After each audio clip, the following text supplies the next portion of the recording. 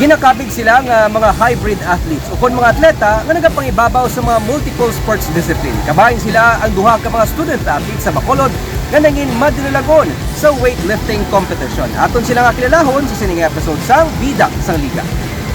Sa track and field, ang hampang sang 21 anyos nga thrower nga si Ed Martin Vivero sang Western Institute of Technology sa Iloilo.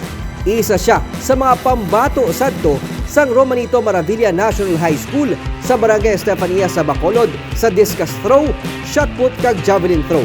Wala man siya nakahampang sa mga national competition pero sinila nga Hunyo, kabahin siya sa nag-represent sa syudad sa national weightlifting competition.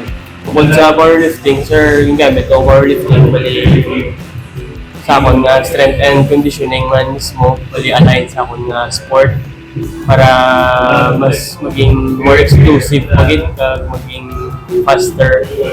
Kaya kina-align ko man lang ang powerlifting plus around.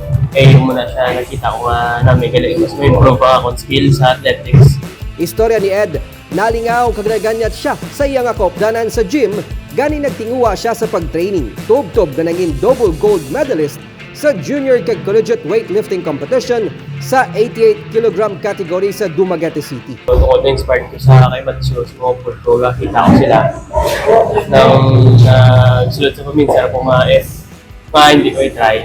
Kaupod ni Ed ang anak sang isa sa yanangin coach na si Matthew Deshawn Mangilog nga nag-gold man sa junior kag silver naman sa collegiate weightlifting tournament sa 98 kg category. Mixed martial arts, obstacle course race, crossfit kag thrower man si Matthew. Ang mga on sa YouTube lang mga video, kita ko sila kuka high level sila competition, kuka sadya sa ako, kung may thrill sa ako na sport.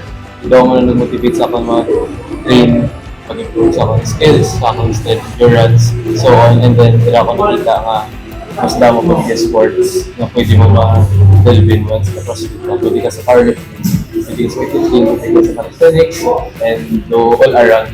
Ginsiling ni Coach Edsel Mangilog nga pareho nanday Ed kag Matthew ang pinalang siya gina-train nga hybrid athlete ukod mga atleta na nag-excel sa multiple sports discipline samtang nag-dominate sa ilang main sports. I've been coaching since 2012. So, ang hybrid medyo advantageous sa compared sa typical nga athlete. So, magsiling ka hybrid athlete, so they have the endurance, they have the strength, they have the power. You can put them in any sport, he will excel. So, the only difference is how they train. Gindugang pa ni Coach Edsel ngang pag-enhance kag pag-optimize ang physical kag mental capacity sa isa ka atleta ang goal sang hybrid training. Kung sa mga tawag na naman jack of all trades. So pwede mo siya sa strength, pwede siya sa power, pwede siya sa endurance. So pwede siya mas kitiin. Kag physically mas dominating sila compare sa Mas dominating sila compared sa typical ng athlete. Pero kung ibutang mo sila sa special, give example sa isa ka runner, ibutang mo heavy athlete, mas ma-excel ka pa ng runner. Kaya gila-gila na specific sport mo. So maka-adapt ang heavy athlete kung not necessarily nga malakawan niya. Na athlete na may specialization sa mga sport. partida pa na mga student athlete pa lang sanday Matthew kag Ed. Istorya pa ni Ed nga magluwas siya training kun hapon, nagabiyahe pa siya sa ilang e-bike kung wala sang klase sa aga para pandugang sa balon sa eskwelahan. Anad na kami muslim na kay dahil niya sa high school training ka lang, pero sa college medyo bugat padaan ng kurso ko man.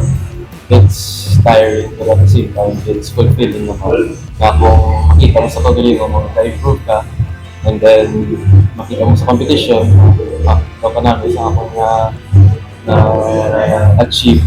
Madamo pa sa mga young athletes nga karon naga-training sa idalom ni Coach Edsel.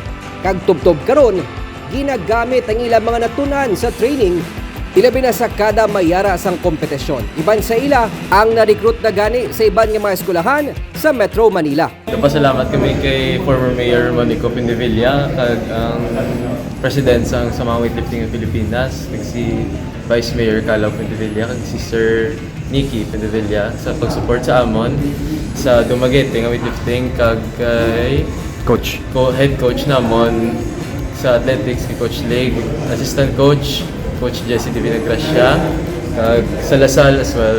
Thank you sa support. Thank you ko sa mga coach man dito sa Iloilo, si Sir Ray Pagatpat, kag sa mga athletic director man sa mga schools. Ginapaabot naman ng DayEd kag Matthew nga kung tani mas magdamo pa ang mga oportunidad para sa mga pareho nila nga local athletes agud malabot ang handom nga makabulig sa pamilya kag mag-represent sa pungsod sa mga international sports competition. Time out kita na sa mga issue kag problema. Kag saksihan nato ng mga highlights kag maaksyon ng mga pahampang pati ng mga istorya sa mga paghimakas kag kadalanan sa aton nga mga lokal nga atleta kag mga legends sa sports. Dili lang kundi all out ang aton mga bida sa liga.